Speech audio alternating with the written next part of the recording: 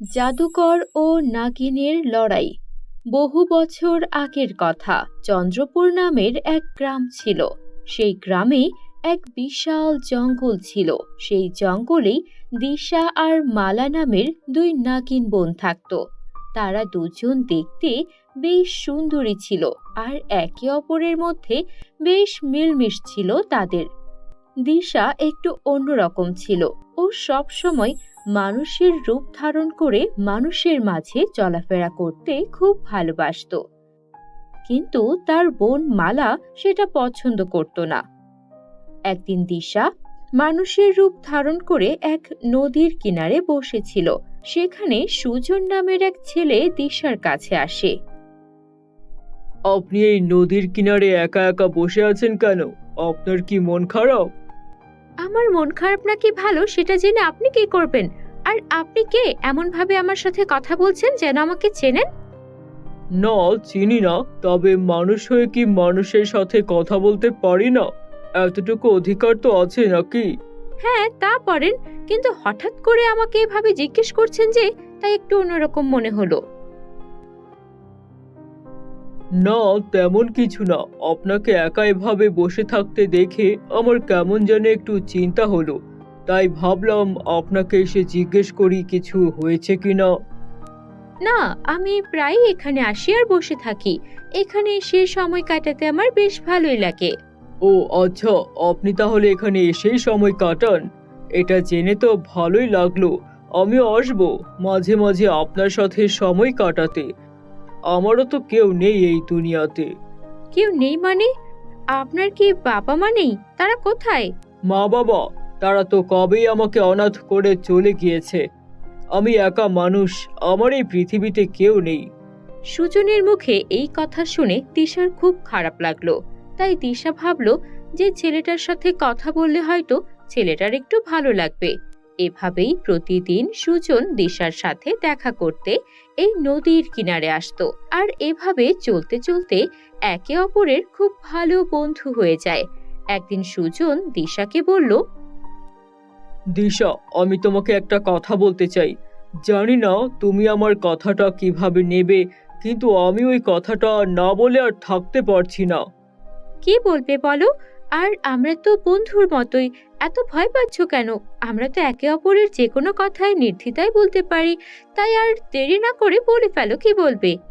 জানি না তুমি আমার এই কথাটা শুনে কি মনে করবে, কিন্তু তোমার সাথে কথা বলতে বলতে কখন যে তোমাকে ভালোবেসে ফেলেছি আমি নিজেও জানি না। দয়া করে আমাকে ভুল বোঝো না। এখন তুমি আমাকে তোমার মতামত জানাতে পারো। সুজনের মুখে এই কথা শুনে দিশা একটু অবাক হয়, কারণ সে তো জানে সে নাগিন, মানুষ নয়। তাই সে সুজনের কাছে বলে, শোনো সুজন, তোমার এই কথাটার উত্তর দিতে আমার 2-1 দিন সময় লাগবে। তাই আমাকে একটু ভাবনা চিন্তা করার জন্য 2 দিন সময় দাও।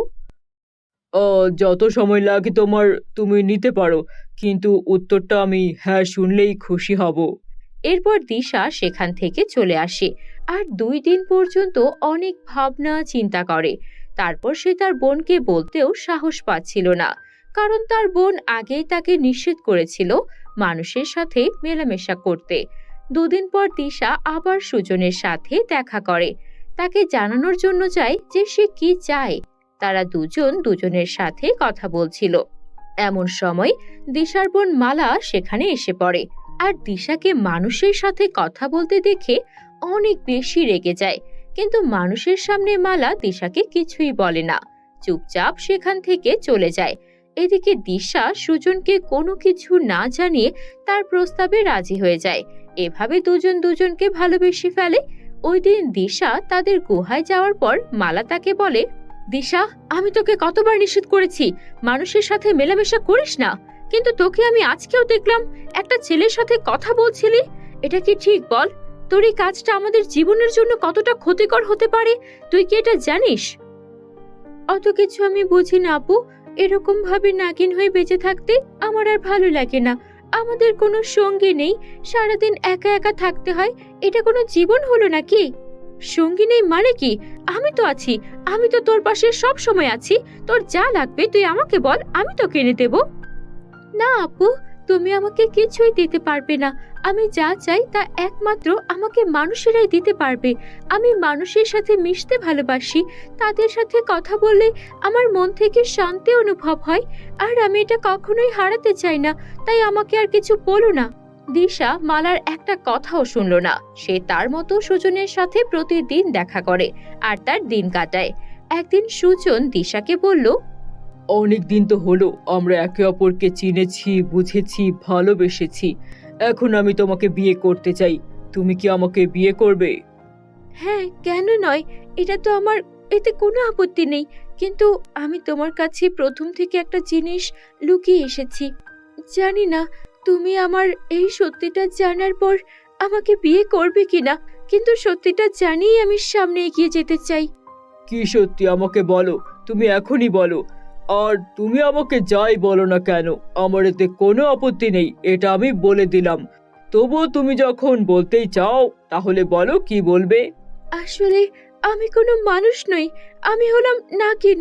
আর আপনি যদি একটা নাগিনকে বিয়ে করতে চান তাহলে আপনি বিয়ে করতে পারেন। তুমি নাগিন হও আর যাই হও, এতে আমার কোনো আপত্তি নেই। আমি আগেও বলেছি, তুমি যাই বলো না কেন আমি তোমাকে ভালোবাসি, ভালোবাসবো আর ভালোবেসেই যাব।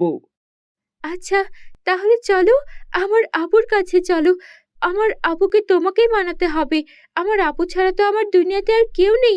আবু যদি রাজি হয় তাহলে আমরা আজই বিয়ে করে ফেলবো। এরপর দিশা সুজনকে নিয়ে তাদের গুহায় তার আপুর কাছে যায়। মালা সুজনকে সেখানে দেখে অনেক বেশি রেগে যায়, কারণ মালা মানুষদেরকে সহ্য করতে পারে না। কিন্তু সুজন একটু ভালো ব্যবহার দেখিয়ে মালার রাগ কমিয়ে দেয়, আর মালাও রাজি হয়ে যায়। এরপর সুজন তার ব্যাগ থেকে মিষ্টি নিয়ে দুজনকে খেতে দেয়। এই নাও, যে কোনো ভালো কাজ করার আগে মিষ্টি মুখ করে নিতে হয়। দুই বোন সেই মিষ্টি খাওয়ার সাথে সাথে রশি দিয়ে বাঁধা হয়ে যায়। তারা দুই বোন কোনো কিছু বুঝে ওঠার আগেই সুজন একটা জাদু করে পরিবর্তিত হয়। হা হা হা হা হা, আমি দিশাকে এই কারণে ফাঁসিয়েছিলাম যেন আমি তোদের দুই বোনকে আমার জালে বন্দি করতে পারি, আর তোদের দুই বোনের নাগমণি নিয়ে আরো বেশি শক্তিশালী হতে পারি। হা হা হা হা হা। দেখলি বোন, আমি তোকে আগেই নিষেধ করেছিলাম মানুষের সাথে বেশি মেলামেশা করিস না। আজ দেখ আমরা কেমন বিপদে পড়লাম। এদিকে জাদুকর দুই বোনের নাগমণির বাক্সের কাছে যায় আর নাগমণিটা হাতে নেয়। কিন্তু হাতে নেওয়ার সাথে সাথেই জাদুকরের পুরো শরীরে আগুন ধরে যায়। গাধার বাচ্চা গাধা! নাগমণির হাতে নেওয়ার আগে যে একটা মন্ত্র বলতে হয় সেটাও তো জানিস না। এত বড় জাদুকর হয়ে কি হয়েছিস? আর ওই মন্ত্রটা শুধু আমরা দুই বোনই জানি, আর কেউ জানে না। তাই তুই এভাবেই জ্বলে পুড়ে মর। বেশি লোভ করতে গিয়েছিলি, তাই না? দেখ এখন লোভের পরিণতি কি হয়। বাঁচাও, আমাকে বাঁচাও, আমি আমার ভুল বুঝতে পেরেছি। আমাকে এই আগুন থেকে মুক্ত করো, দয়া করো আমার ওপর। দিশা, তুমি না আমায় ভালোবাসো, আমাকে বাঁচাও। এটাই তোর শাস্তি হওয়া উচিত, ধোঁকাবাজ কোথাকার! তুই আমার মন নিয়ে খেলা করেছিস আর আমাদের দুই বোনকে এরকম বিপদে ফেলেছিস। তোকে আমি কিছুতেই বাঁচাবো না। তুই এখানে জ্বলে পুড়ে মর, মর তুই। এভাবে জাদুকরটা সেখানে জ্বলে পুড়ে ছারখার হয়ে যায়। আর জাদুকর পুড়ে যাওয়ার সাথে সাথেই দুই বোন মুক্ত হয়ে যায়। আর দিশা তার ভুল বুঝতে পারে। এরপর থেকে দুই বোন হাসি খুশি তাদের জীবন কাটাতে থাকে।